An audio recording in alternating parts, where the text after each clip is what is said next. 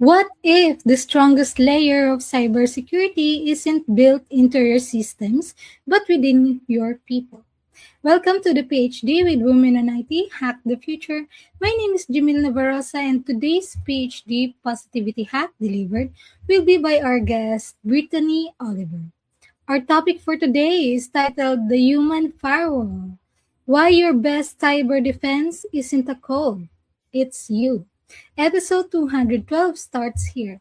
Let me remind you this is a grassroots community that focuses on women in IT, an inclusive forum of women in technology, startups, and female leaders who are supported by men as well. And I bring heart to that hustle because empathy is my mojo, and empathy is critical in the human firewall.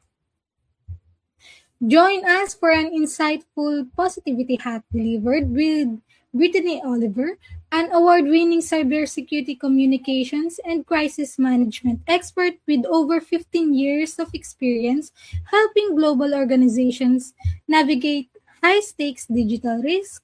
Brittany brings a powerful perspective, translating complex security challenges into clear, human-centered strategies that empower individuals and organizations to act with confidence.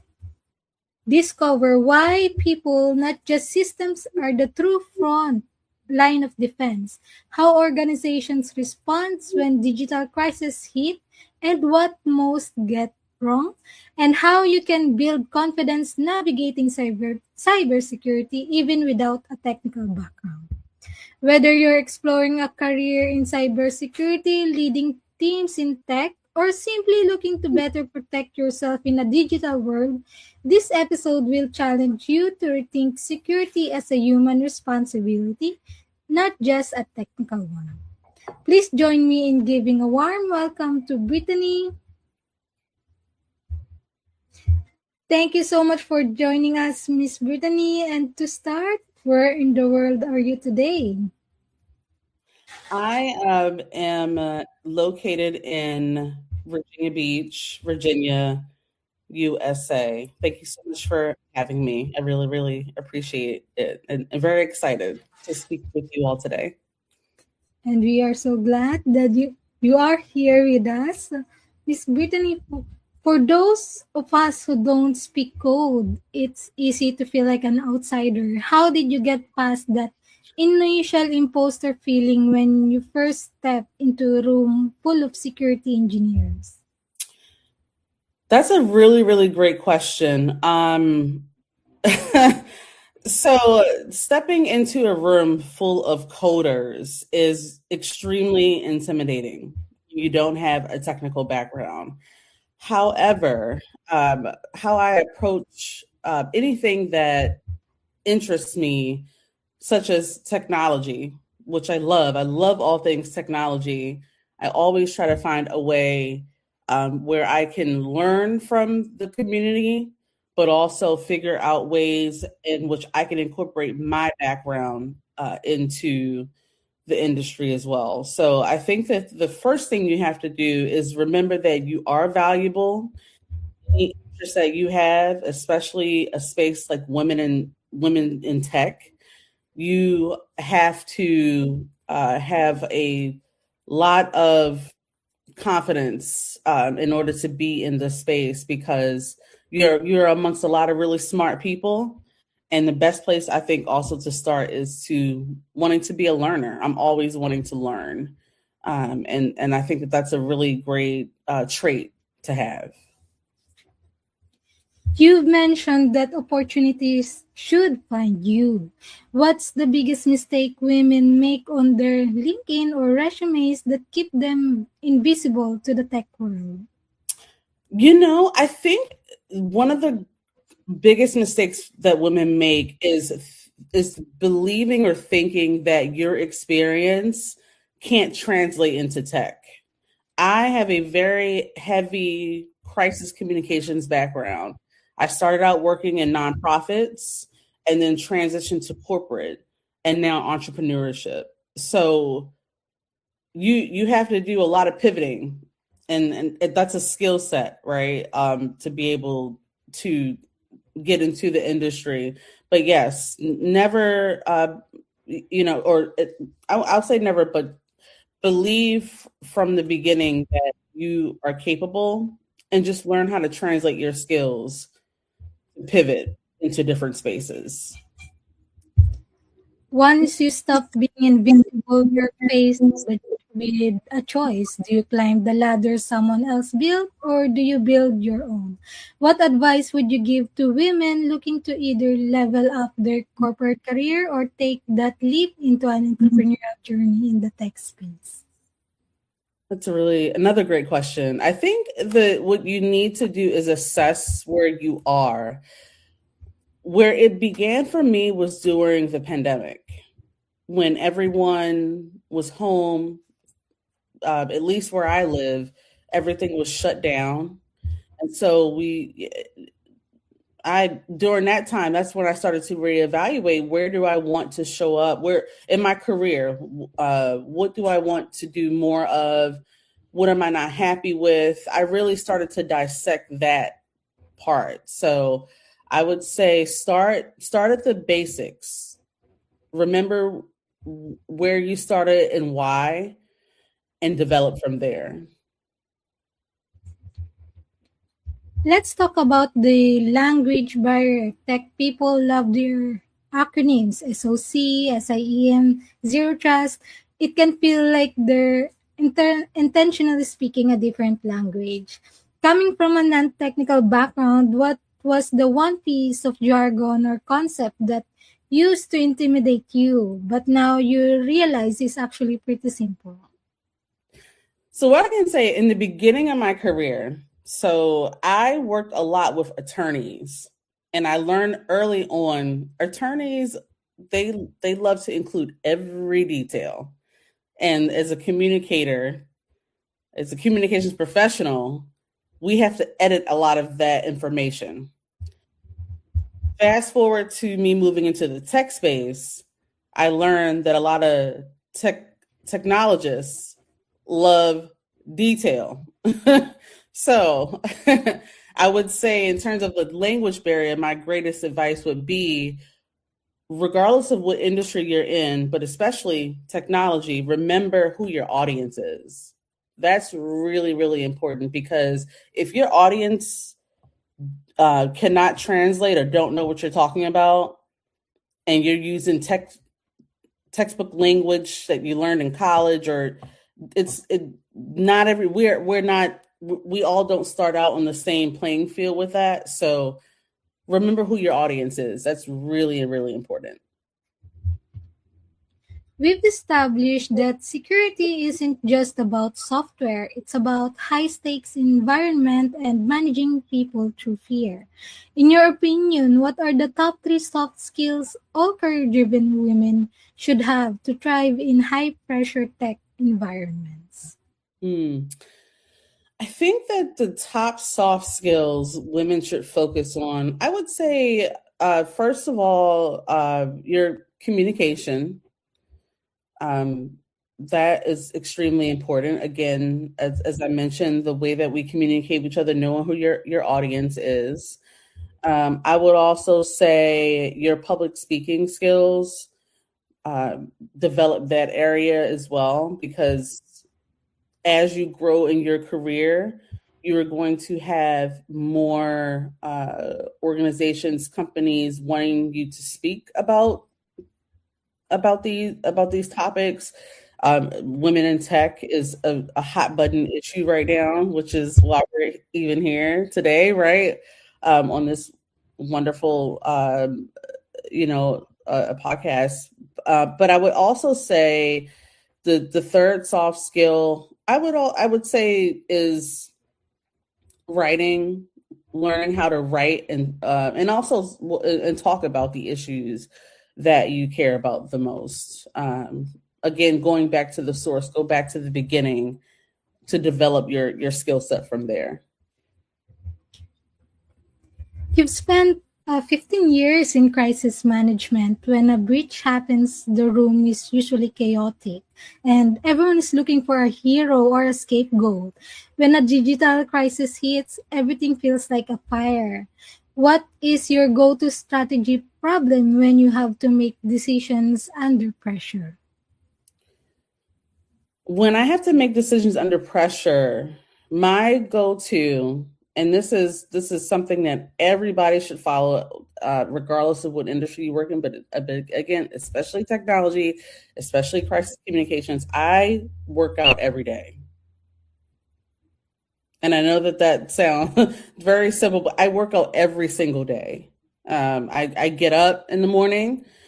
I adjust my day, adjust and plan out the day, and I work out. I would highly, if you work in technology, especially now, have a very healthy, balanced lifestyle where you're moving your body, because we're always sitting at our laptops and our desks.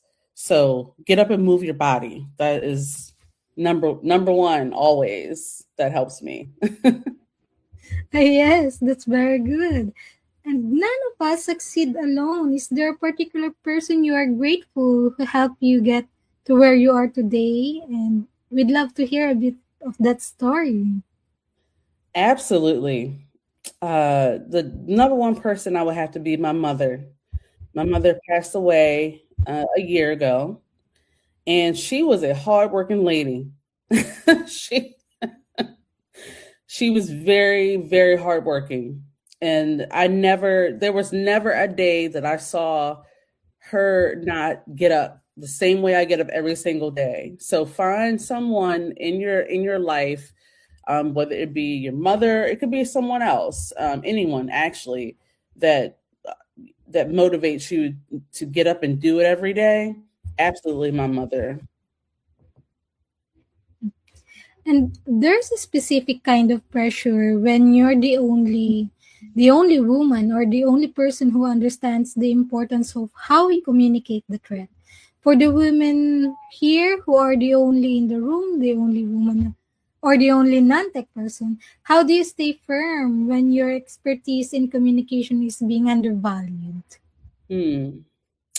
I would say that for women in particular, always remember that even though you might feel like you're the only person in the room, you're not.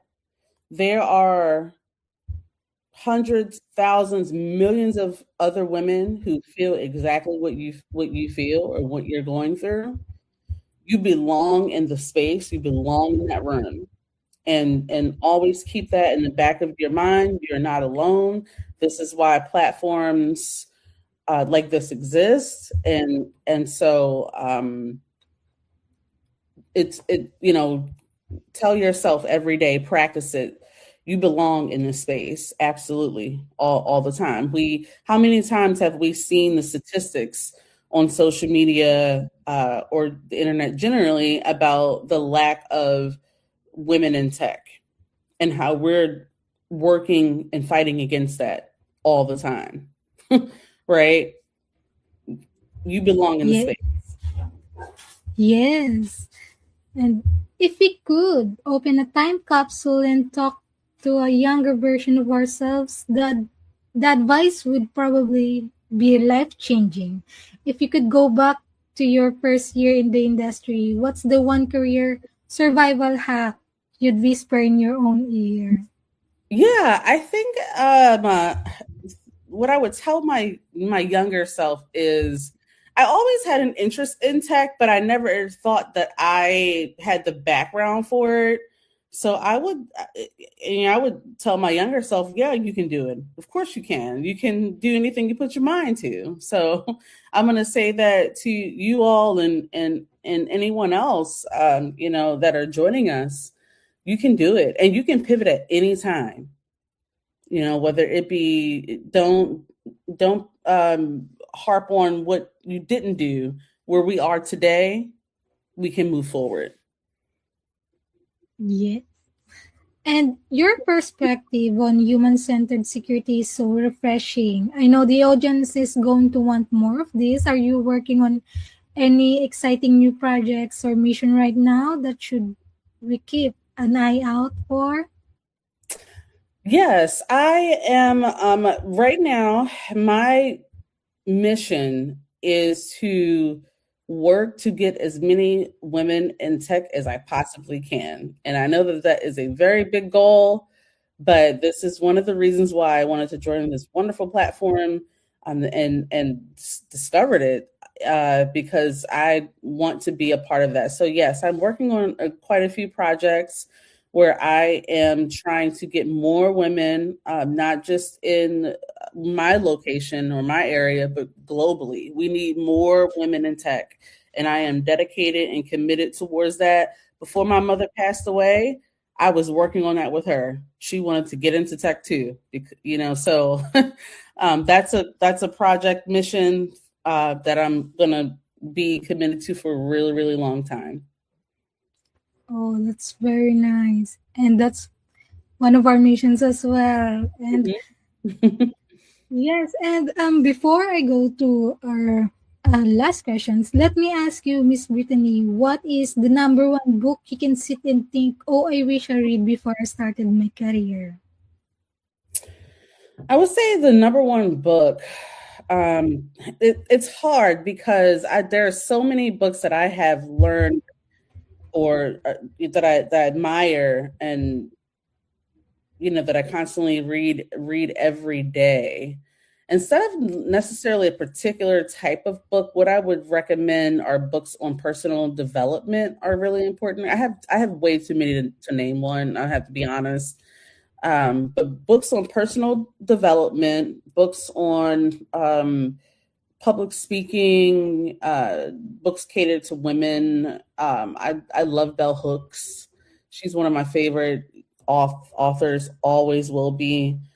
So that's my recommendation. Focus on a variety of topics around those.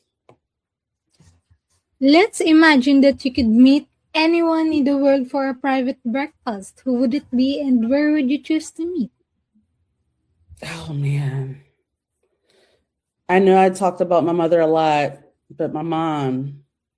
If I could have one more breakfast or session with her, it would be her for sure. Because people, who have transitioned, they are in a different time that we eventually will be. So it will be my mother, absolutely. Where would you be? Where would you be? Would like that to happen? Any places that your favorite spots? Yeah, I would say she before she passed away, I worked on trying to get her. So I'm originally from Baltimore, Maryland, USA, and I've been living in Virginia Beach for a few years. It would actually probably be here at my place. We were working on a plan and get her to come out here to visit and see the beach. I live 5 minutes away from the beach, and it is wonderful. A really, really great quality of life, and we were working on that together. And so, yeah, it would be here at my place. Yes, that's very sweet. And lastly, can you please give us your favorite life lesson quote? Hmm. There's too many. There's way too many. I would say, gosh, this is a hard one. I would say, always believe in yourself. There are a lot of forces that is going to try to deter you, and it doesn't matter what uh, you know part of tech that you want to get into. You can absolutely do it. You got it. Don't give up. You have platforms like this that is going to help you get there. And to wrap up, I want to talk about the ecosystem as the whole. Diversity in security isn't just as nice to have, it's a requirement for a better defense. How can the men in our ecosystem move from just supporting women to actually championing the idea that human centered security is the future?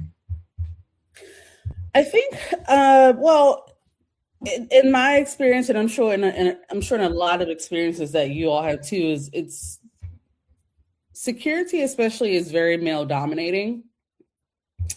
And there have been a lot of spaces, many times I've shown up in, and I was the only woman in the room. I think that what men can do is learn how to take a step back and allow women to speak and have an opinion, a voice in this space if they want to be helpful, if they want to be allies. I think is probably the most important, and it's very powerful for men to be able to do that.